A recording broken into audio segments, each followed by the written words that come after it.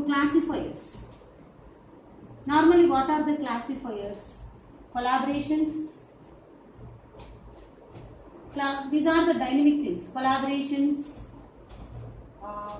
Next one. Interfaces. Interface to class. Such kind of the relationships. This can be used. This is also treated as one kind of the semantic relationships. Occurs sometimes in both structural and behavioral things. Structural also it occurs. This relationship is called the realization. I will show one example how it can be represented.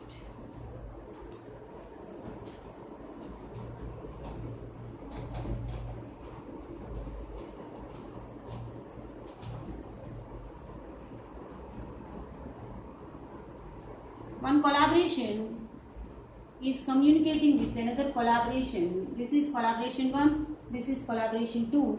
This can be represented with the help of this semantic relationship. Okay, this is the realization. And one more thing we need to talk about this realization is you need to remember this realization is the combination of dependency plus generalization. Dependency dashed lines it taken and generalization triangle marks it taken. Okay, hence it can be applicable to both semantic plus structural. It occurs between the